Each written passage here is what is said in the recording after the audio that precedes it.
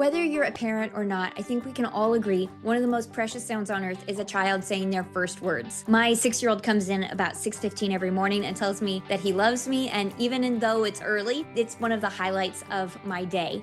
Today's episode of What Chiropractic Doesn't Cure Stories of Innate is about parents who are concerned they might never hear their child say those words because there are delays or they are nonverbal. And while you might not think this has anything to do with chiropractic, this is what we're going to get into about how it is all connected. We are also going to get into how we can share these stories on social media, why it's important, why we owe it to our communities for that mom, that parent who is really concerned about their child's development. If you are overwhelmed as we talk about social media and all of that, don't worry, I have help for you. I have support. So look in the show notes for links for Adjust Your Marketing Blueprint. I am Jenna Quinton, founder of Adjust Your Media, and I love to help chiropractors to share these stories for the parents on the other side of that social media screen so that we can have children that are regulating themselves, that are healthier, happier, and thriving. So let's get into today's episode.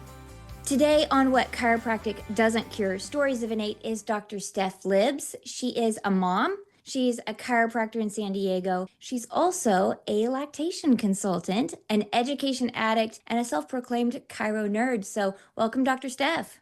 Thank you so much for having me. I'm so excited to be here.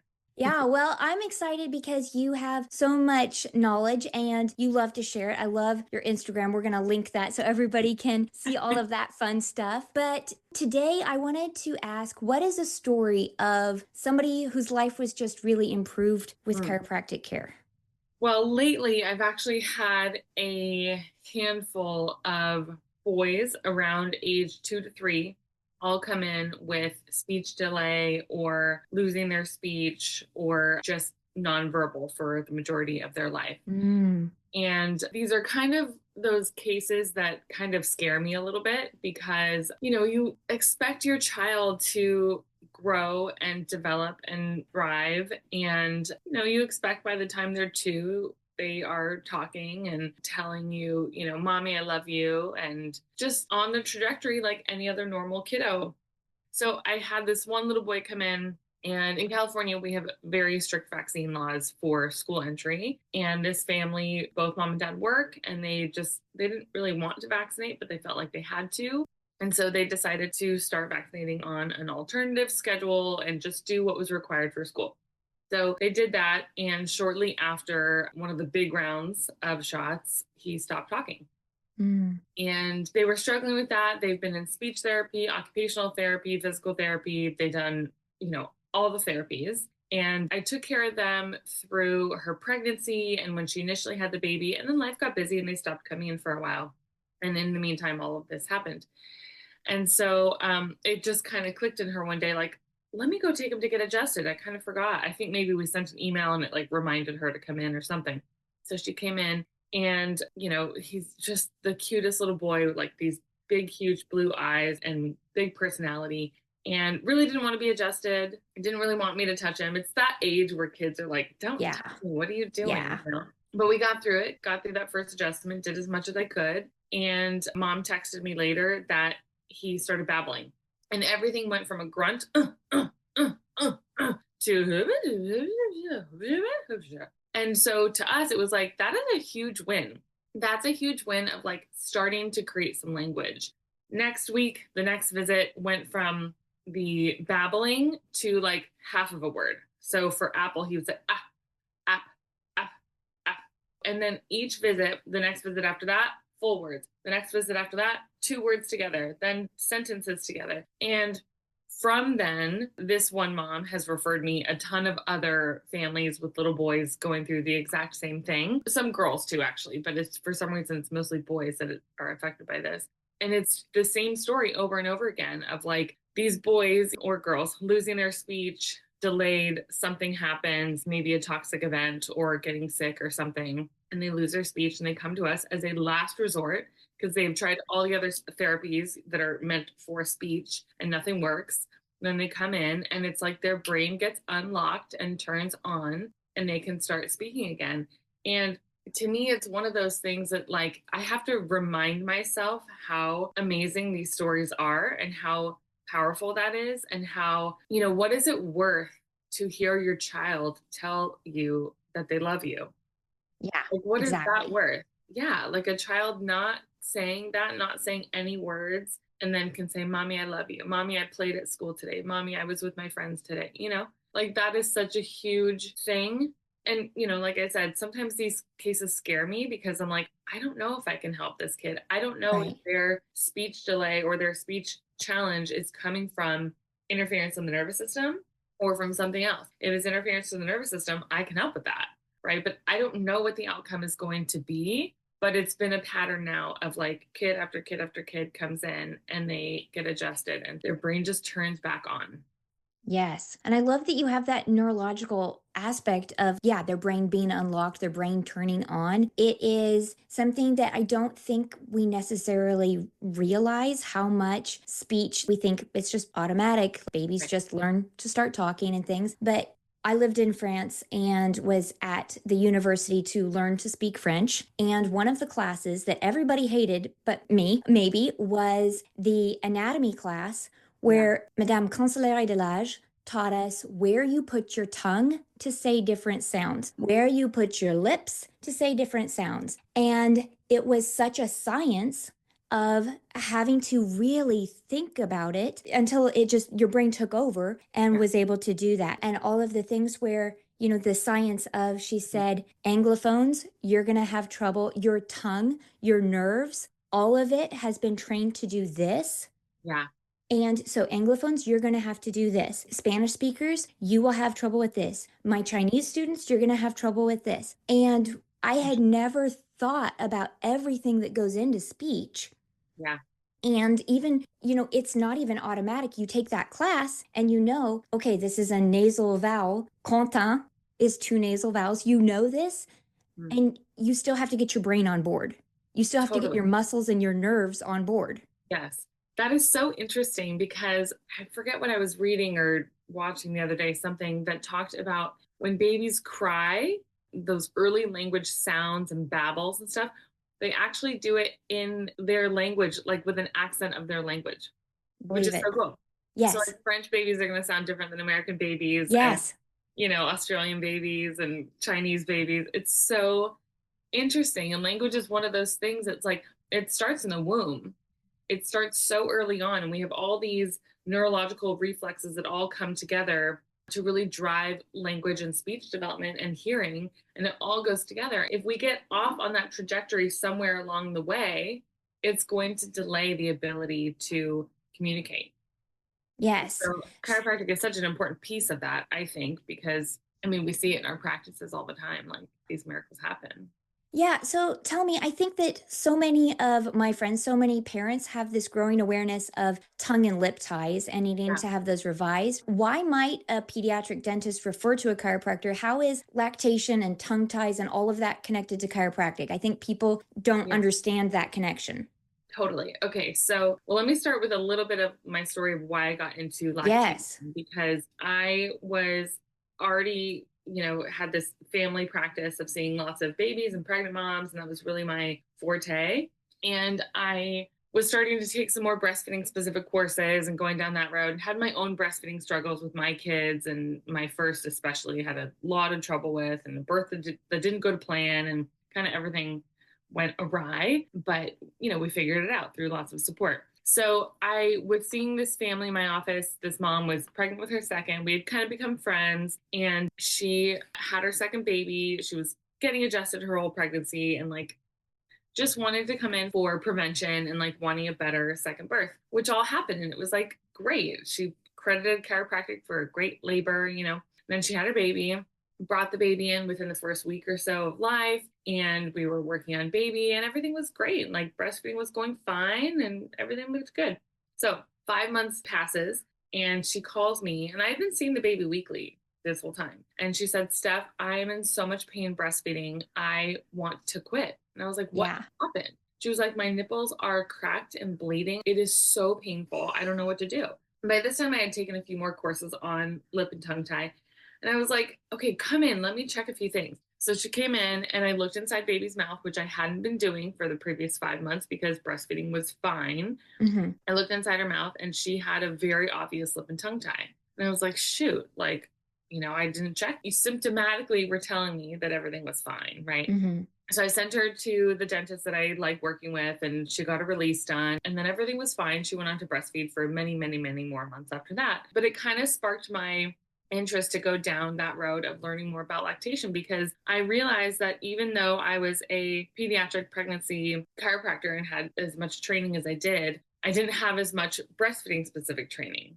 So that was really my push to sign up to become a lactation consultant and go through the coursework and do all of that so that I could integrate that more into the care that I provide. I was also frustrated because I was seeing these babies come into my office and they would go see lactation consultants, and their only tool to help these babies was to refer them for a lip and tongue tie surgery. And very often these babies would come in and get adjusted and start breastfeeding fine without needing the surgery. And so I just felt very conflicted of like, I'm a chiropractor. I like to do everything I can to, help babies without drugs and surgery if possible, because I think that so much of our tissue and structures are very functional and don't always need surgery. And if we can get the nervous system and the brain functioning well, then very often we can avoid those interventions. So I signed up to become a lactation consultant and went through that coursework. And through that, actually got more confused about lip and tongue ties than I was before. Yeah. Which sometimes tends to happen. Like when we overtrain, then we overthink everything. So there was so much more to learn, though, about breastfeeding and lactation. And very often, breastfeeding and even parenting and sleep practices are disguised as lip and tongue tie.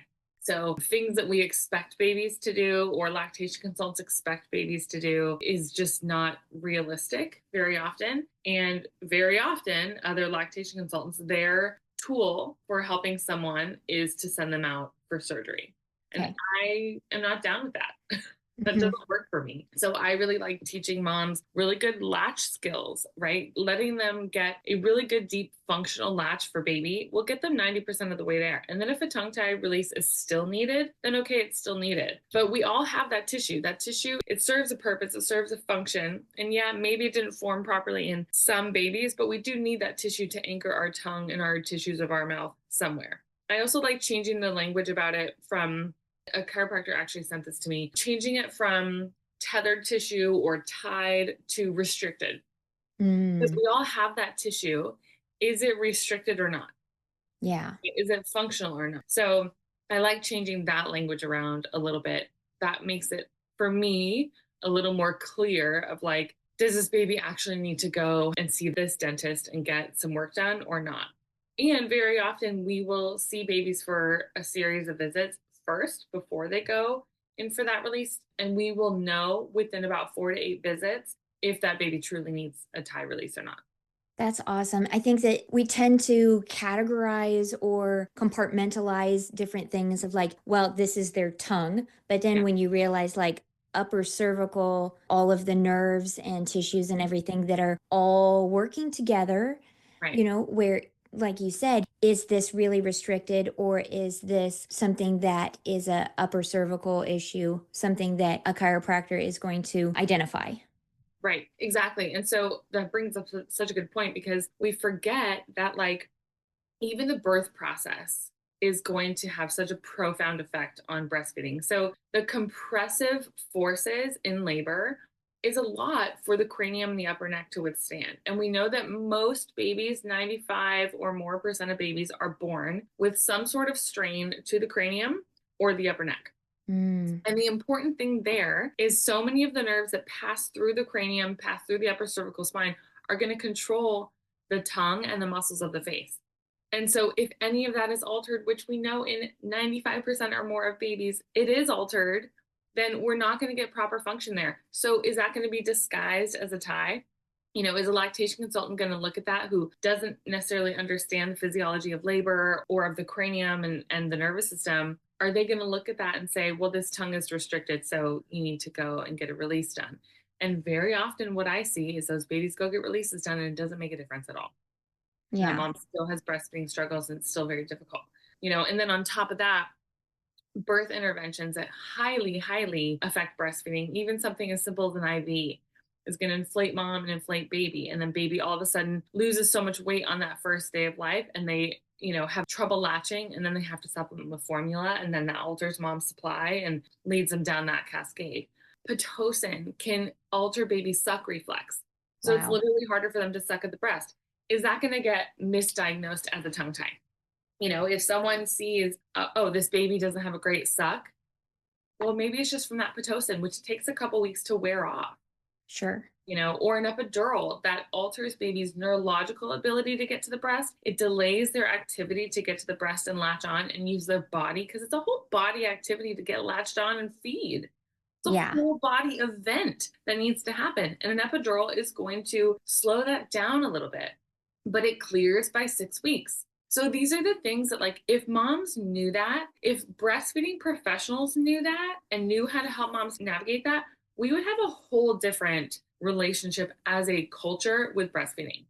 Yes, absolutely. You mentioned sleep habits too. I heard you speak in Denver at Mile High, and you said a great quote about coyotes don't leave their babies in the neighboring cave overnight. And I think this comes into the idea of sometimes we talk about innate, but we understand like a maternal instinct. Do you think that culturally we're kind of forgetting that we have this maternal instinct? Yes. Yes. Yes. So much yes. So I could rant about this forever. And, it's funny because I talk about a lot of controversial things on my social media: vaccines, birth practices, homeschooling, all sorts of stuff. Yeah. The thing that fires people up the most and gets people so defensive is sleep. Mm-hmm. Mm-hmm. It is like, it's crazy. People get so mad when I talk about sleep. And I get it, because it is really hard to be a mom and be expected to do all the things, and your sleep is going to be interrupted. And that's by design. Okay, so the quote I said at Mile High was, a mama coyote would never put her cubs in another cave and have Right. them cry themselves to sleep, right? That would attract predators and they would be eaten. So it's not a great thing to separate mom and baby. That creates a state of stress for baby, because they're going to cry themselves to sleep. They are put in this state of stress, and they don't soothe themselves by crying. They escalate to a level of stress that all of a sudden they realize nobody's coming for me, and they shut down. Then they're in this state of shutdown that keeps the brain in this low level state of stress chronically. And you can't grow and learn and thrive when you're in a state of stress. We grow and learn and thrive when we're in a state of ease and connection and love. That's how we Yeah. grow and thrive, especially as babies. So sleep is one of those things that is, I think, highly related to ties also, because we are told the safe thing to do is to put your baby on their back on a hard surface alone, with nothing else around, no Yeah. blankets or anything, and like put them down, what do they say, drowsy but awake. Yeah. So don't nurse them to sleep, because God forbid they are connection to sleep, And that's what we're told to do. And so many babies do not respond to that. They just Mm-hmm. don't. That's not how they feel safe and secure and can feel comfortable going to bed. So humans don't fully gestate during pregnancy. We are born earlier than other mammals when you age adapt. So other animals or mammals will have their babies and they can stand within minutes. Like if you've ever seen an Right. elephant or a giraffe being born, they can stand within a few minutes and run with the pack. Yeah. But humans are upright on 2 legs, not 4. And we have our babies sooner than other mammals because our heads are pretty large, because we have big brains, right? So we can birth those heads. And then that baby has to be held for Mm-hmm. like a year before they can walk, Yeah. right? So that is by design. They need to be with us to foster that brain growth and development. And we know that that growth happens through touch.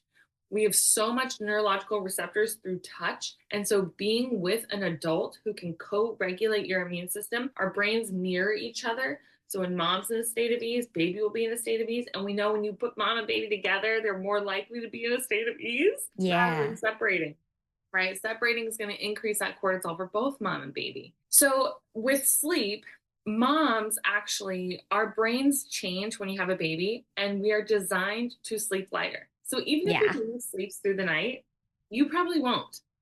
And that's protective against SIDS, Mm-hmm. right? Because we're designed to wake up and tend to our baby if something's going on. right? That's a Yeah. very protective, innate thing to do. But we have society telling us, do you have a good baby? Do you have one of those good babies? Like, what? All babies are good babies. All babies. All babies. And then we're sold all these contraptions and carriers and snooze and bumbos and all these seats to create these independent babies when really they're designed to be with mom. And so it totally squelches mom's innate inner knowing, her inner power, because she's told, like, oh, my baby needs to be independent and I can't put baby down for a second. Well, yeah, your baby shouldn't really be put down.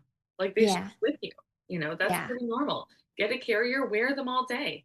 We know babies are better regulated if they're on you, which sounds very demanding, but that's what motherhood is.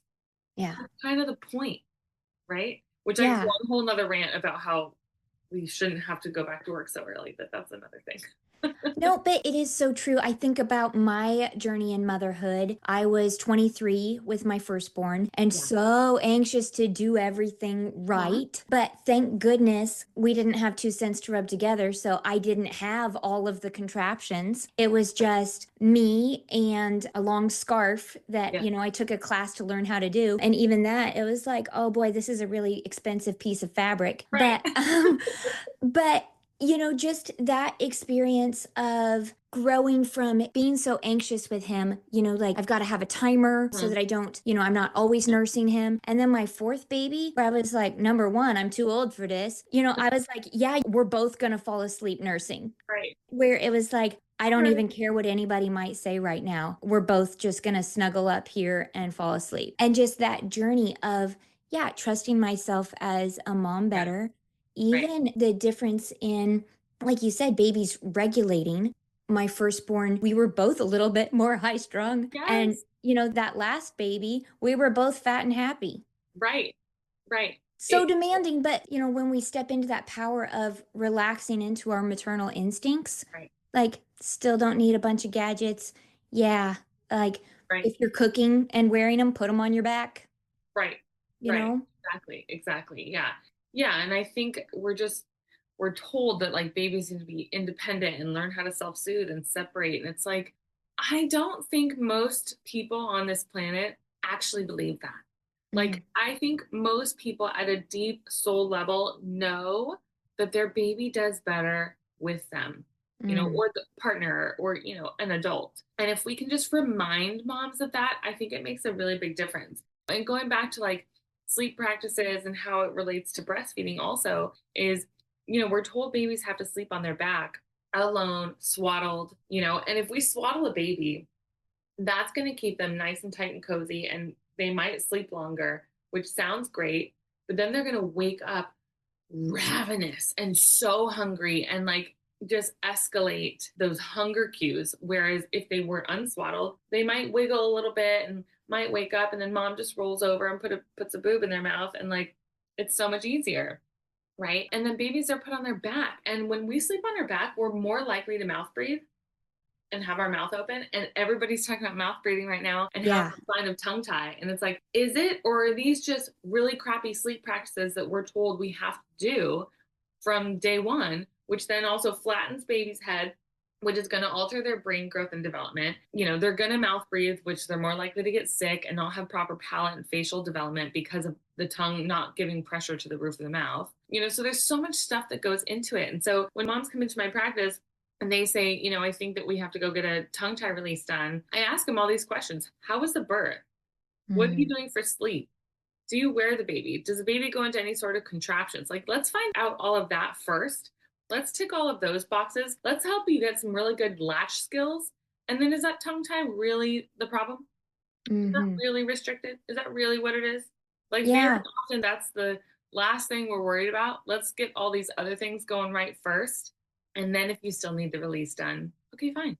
Yeah. And Yeah, all of those things you're talking about come back to nervous system regulation. absolutely. Like we Yep. sleep well when our nervous system is regulating Yeah. and when all of that is functioning correctly. So I know that you have courses for chiropractors and for moms. Tell us about those, but tell us too what out of those is your top advice to Mhm. especially women chiropractors who are starting out and interested in all of these topics. Love it. Okay. So yes, I do have some courses. I made a course for chiropractors like maybe 3 years ago now, maybe a little longer. And I just put it out there hoping people would like it. And it's a really short course on cranial work and oral work for babies for chiropractors. And it took off like right away, which I was kind of shocked, like, oh, I guess people like this stuff. And after making that, I had moms messaging me saying, can I take this course? And I was like, well, no, because this is like chiropractic techniques. This isn't going to apply to you, but let me make one for moms. So I made a course for moms that's all on, it's called the course on breastfeeding. And it's everything from start to finish, birth prep all the way to weaning, everything in between. It's got some chiropractic philosophy sprinkled through all of it, and really designed to help empower moms how to navigate breastfeeding and raise their kids and do it in a way that's very connected. So those were the courses that I made there. And I would say, like, my advice to any new mom or even any new chiropractor is really dive into what it is that you want to learn and excel at. And, I am such a chiropractic nerd, and I read a lot. I can't wait to get my hands on like any book that I haven't read yet about the topics that I'm really passionate about. And so that goes for new chiropractors in practice. Like, if this is the work you want to do, pediatrics and pregnancy, learn everything about it. Go Yes. take the courses. Go read every book. Like, I'm looking at my bookshelf now, and I have a huge stack of books that's like overflowing everywhere, and I loan them out a lot, so I've probably lost a couple $100 on books loaning them out, but it's better not sitting on my shelf. It's better people actually read them. But really immerse yourself in what it is that you want to do, because you owe it to your community, you owe it to yourself, you owe it to the profession to be the best that you possibly can, and you have to train for that. And you have to dedicate the time. You have to excel at it, because there are lots of other people, especially as chiropractors, lots of other people who are going to discredit what we have to say, right? I just had some like OB influencer try and rip one of my posts to shreds, and I'm like, whatever, like, rolls off my back. I don't really care. But there are people out there seeing that. So you need to be better. You need to learn more. You need to excel as much as you can, because the world deserves that. Right. And that's also kind of why I have gone into trying to promote what I do on social media, because to me, it's a tool. It's a great Yeah. tool. And I think if BJ Palmer were alive today, he would be the biggest chiropractic influencer we have. Yeah. Right? And a patient said this to me before I got started in social media. And she said, Steph, you owe it to us to put this information out there, because it's better. Like, it does no good if it's just in your head and doesn't get out. And I was like, okay, good point. You're right. Let me get it out there. So, like, go excel and learn what you want to do and put it out there for people, because it's such a gift to give to the world. And for moms too, like, if you want to breastfeed for any length of time, you can't really learn it until you do it, but like, Yeah. go hang out with the people who are doing it. We have a breastfeeding support group at our office every single Monday, and I invite all the pregnant moms to come at least once while you're pregnant, so you can see it and you can immerse yourself in the people who are normalizing this. So Yes. when you have your baby, you're like, I know what to do. I've seen this. I've got this. Yeah, Right? absolutely. I think that that is so important. And I love that approach of doing it for all of the people out there. I say so many times, I've said it on social media, on the podcast, whatever. I work with chiropractors. I don't work for chiropractors. I Right. work with chiropractors for the mom scrolling on Instagram, Yeah. for the mom who is hiding in her closet, who is like, oh my gosh, we're recording this in December. So a Monday in December where she's like, how many days until Christmas break? And Right. the baby wasn't sleeping and I don't know what to do. Right. I want your post to be able to pop up, and I want all of her friends who can share your post to her and say, hey, maybe your baby's okay. Maybe you're okay. Maybe Right. you just need a little help. And even Yeah. that gets me weepy. I think about myself as a young mom. There was only Facebook then, but in 2010, 2012, if somebody had shared one of your posts with me, it would have been life-saving. It would have been life-changing. Right. Right. Yeah. And I think, like, I can't stress that enough, how much the work that you do is so important, because it really does get the message out in the way that our ideal patients are trying to find us. Again, going back to like the story of the nonverbal kids who've been coming into my office, like, how valuable is that? And that mom has shared on social media on her pages, and I've shared it on my pages. And it's like, that's how we get the word out, because nobody else is going to tell them. Like, we Right. have to tell them. That's our job. It's our responsibility to make sure this information gets out there. And like, I would say also to any chiropractor, invest in social media. make it, I would say one of your main sources of marketing because it's so incredibly valuable, and hire a professional. Right? Hire Jenna because you need someone who knows what they're doing. I'm not a social media expert, right? But I know the information, and then it gets put out and made pretty and like optimized, right? So hire someone to do that because that is such an effective way to get the message out. Well, thank you, because it's something I'm passionate about. We just have to remember too, like it's free. Like, Mm-hmm. yes, we can run ads, but at the Right, base, like of the newspaper when I was in journalism, yes, you can do a letter to the editor that will maybe get posted in the newspaper. right, Otherwise, you've got to pay for an ad to right, put it into people's hands. We right, can put it on everybody in our community's phones. right, And if it is solid content that connects with them, stories, we connect with stories that people right. want to share, then it is going to reach that mom who's looking at her 3-year-old and is like, I think he's supposed to be talking by now. Right. Right. Oh, God, I have chills. Like, and how life changing could that be for that family? Like, we owe it to them. That Mm, family is looking for you, right? yes. Yeah. She's literally in a Facebook group this morning Yeah. asking somebody, did your boys start talking at this age? Right. It's there. So Right. I definitely agree. Writing down those stories, finding the platform that you like to share them on, going in Facebook groups, and Right. using hashtags that are Yeah. going to connect people with that category, with that topic. I love it. Well, I appreciate your page so much. And I love all of the direct ways that you share things and say things. So never stop. Thank you And so thank you for much. being here today. Thank you so much for having me and for the work you do. It's really so valuable for our profession and the world. So thank you.